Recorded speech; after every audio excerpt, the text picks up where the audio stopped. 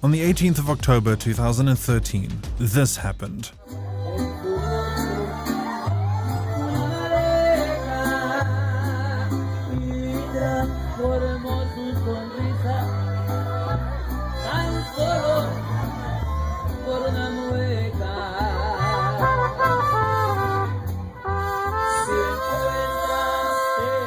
Can you see it? Him, the clown. In the next few seconds, this clown would assassinate Francisco Rafael Arellano Felix, the leader of the notorious Tijuana cartel and one of Mexico's most dangerous men at the time, in front of everyone present at his 63rd birthday party. Today, we know the clown assassin was Jose Rodrigo Arechiga Gamboa, Sinaloa cartel's highest-ranking hitman, better known as El Chino Antrax. And today, I'll be telling you his story. Shady beginnings. Jose Rodrigo Arechiga Gamboa had a surprisingly normal and privileged upbringing. He was born on the 15th of June in the city of Culiacan, the very heart of the state of Sinaloa, Mexico. His family were well respected and somewhat affluent. His father was a government official and his mother was an academic. However, there was a problem right from the very beginning, and it had everything to do with Arechiga's neighbors. You see, the family that lived next door to Arechiga through his childhood were the Zambadas. And if you aren't familiar with that name, I'll break it down for you in a few seconds. Ismael El Mayo Zambada Garcia was part of the 4 people who founded the Sinaloa cartel 35 years ago in 1987. When El Chapo was still active, Zambada led his own faction. The only reason you don't hear much about him was because, unlike El Chapo, who enjoyed courting the spotlight, Zambada had always been content with being the equally ruthless, equally cunning, shadowy figure. Now, back to Arechiga's story. El Mayo Zambada had 3 sons, Vicente Zambada Niebla, Ismael Zambada Imperial, and Serafin Zambada Ortiz. Those 3 sons were around the same age with Arechiga, and being his neighbors, he grew up with them. Many years later, in a courtroom, Arechiga's mom would say this about her son's relationship with the Zambadas. They went to school together, they played together, they participated in sports together, they attended social events together, they grew to be best friends. No one knows how much influence the Zambada boys had over Arechiga, but you must know that Zambada did not shield his sons from his cartel business. It was a family business. However, as Arechiga grew older, he didn't show any indication that he would live a life of crime. He tried to be a pilot in the Mexican military, but failed the physical exam because he had a skin condition called psoriasis. So, Arechiga shifted his focus to other things. More specifically, he decided to pursue a degree in architecture in college. During his time in college, 2 life-changing events happened to him in rather quick succession. 1.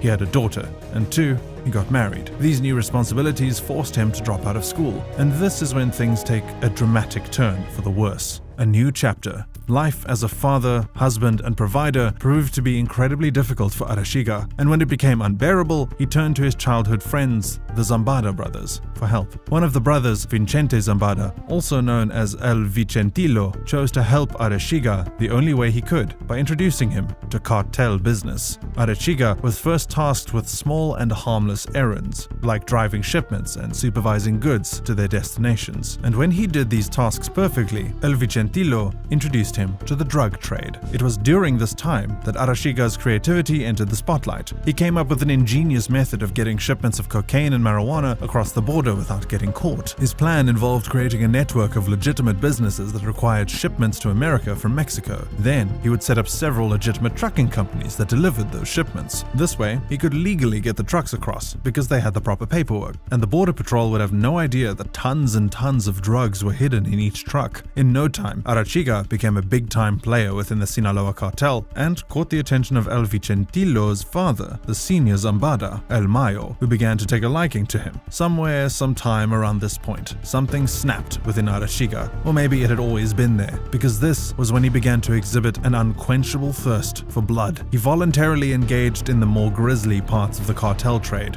More than anyone else in the cartel at that point, Arechiga was willing to murder people. However, it was the things he did with the bodies of the people that he killed that turned him into a notoriously feared urban legend. Mutilated bodies like cautionary banners and grisly ribbons were hung up on public bridges within Sinaloan territory, and the rumor in town was that anyone who died at the hands of Arechiga continued their suffering in the afterlife because of what was done to their body. Unsurprisingly, El Mayo capitalized on Arechiga's flair for violence and added him to his retinue of feared assassins, and more importantly, he was made the personal bodyguard of El Vicentillo, Los Antrax. Sometime around 2008, Arechiga was removed from bodyguard duties and given a new, arguably more important assignment by El Mayo. There was a civil war brewing within the Sinaloa cartel. An ally of the Sinaloa cartel had broken off and was waging war. They were the Beltran Leyva organization, and while their fight was with El Chapo, El Mayo was caught in the middle of it and had to join the war. The situation was the perfect storm for Arechiga. He formed his own armed squadron of the Sinaloa cartel and named it Los Antrax, after the infamous deadly bacteria. Members of his team included his right-hand man, René Velázquez Valenzuela, aka El Sargento Phoenix, Jesus Peña, also known as El-20, Rafael Guadalupe Felix Núñez, also known as Changuito Antrax, amongst others. And every member was given a ring.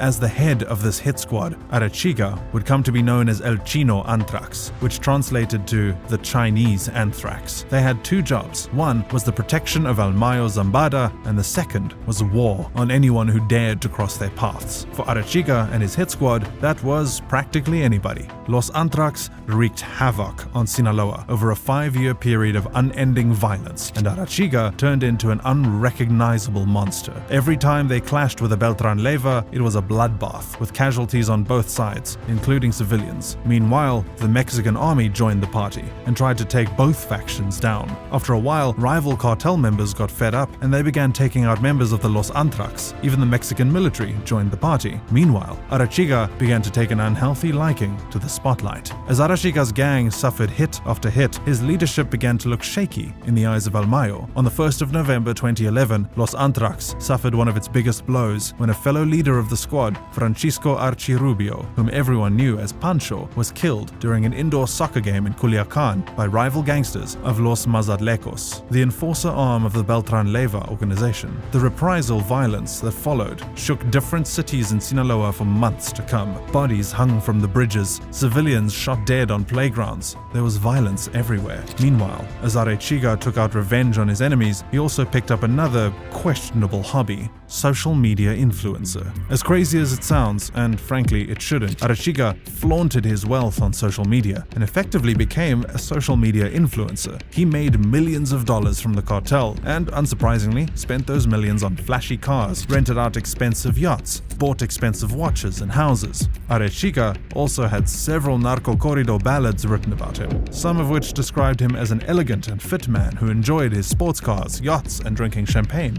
And he posted everything on social media, flaunting his wealth for the world to see. He even posed with famous celebrities like this one, with Paris Hilton. And while he might have blurred out his face to hide his identity, security agencies all over the world began to pick up on his tail, and it didn't take them long to figure out a way to catch him. You see, while Arechiga might have made efforts to hide his identity, his signature Los Antrax ring was on his finger in every picture. He never took it off, and this slip-up would ultimately lead to his downfall in the final months of 2013. Arrest, jail, snitch. On the 31st of December, just months after assassinating the head of the Tijuana cartel, Arechiga decided to take a vacation. He left Mexico for the Netherlands, and immediately upon landing, he was arrested by members of the Dutch police. Some days before then, the US had alerted the Dutch that a 33-year-old Mexican citizen who also happened to be a drug lord would be arriving in their country in a few days, and they wanted him to be arrested. So, immediately after Arechiga landed, they identified him and took him in. However, the identification process wasn't easy, because Arechiga was flying under a false identity, the identity of a dead man, probably one that he killed. He had also grown a beard and slightly altered his face with plastic surgery. What helped the authorities to identify him was his Los Antrax ring, which he had foolishly kept on his finger.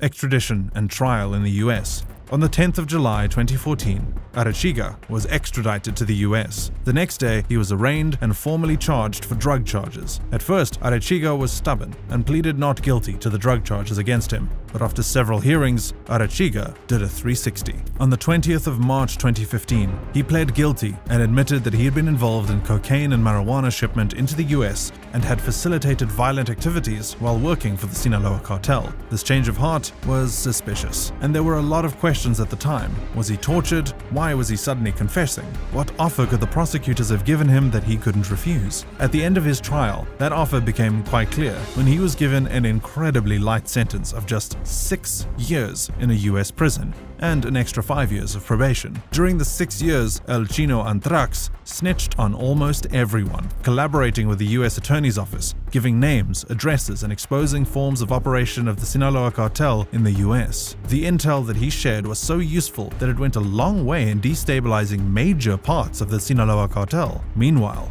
everyone at home, including El Mayo, were fully aware that their golden boy had turned into a rat. The ultimate end. On the 3rd of March 2020, Arechiga was released on parole and placed under house arrest in the US for obvious reasons. The terms of his parole limited him to a radius of 500 meters from his house in California. However, a few months after, in May, he escaped his parole and returned to Culiacan to live with his sister and her husband. Unsurprisingly, 10 days later, on the night of May 14, 2020, Arechiga, his sister, and her husband were in the house when all of a sudden, masked gunmen invaded the property and began shooting at them. Arechiga responded with gunfire, but he eventually ran out of ammo and they were all taken hostage. The following morning, the body of Arechiga, along with his sister and her husband, were discovered in a black SUV, wrapped in cloth with their heads covered in plastic bags. They had all been tortured and shot dead. There was a lot of speculation about who could have ordered this attack on El Chino. Some say it was probably members of the Tijuana cartel taking revenge on him for his assassination of their boss. Others point fingers at remnant members of the Beltran Leyva, an organization that had already been disbanded by the Mexican military. However, and whoever it was, the attack happened deep in Sinaloa territory, and there is no way anyone could have launched such an attack without El Mayo or the senior members of the cartel knowing. And in the months after the attack, when there were no reprisals, reaction, or revenge for the assassination of one of their former top sicarios, it became clear El Mayo must have been the one who ordered the killing, and if he didn't, he definitely allowed it. To them, El Chino Antrax was a traitor who had sold them out, and in any world, business or crime, that is unforgivable. So, why did Arechiga leave the safety of his probation in the US to return to Sinaloa, where he should have known he wasn't wanted? Did he really think everything he had done would be so easily forgiven? Who assured his safety upon his return? Or was El Chino Antrax just that dumb?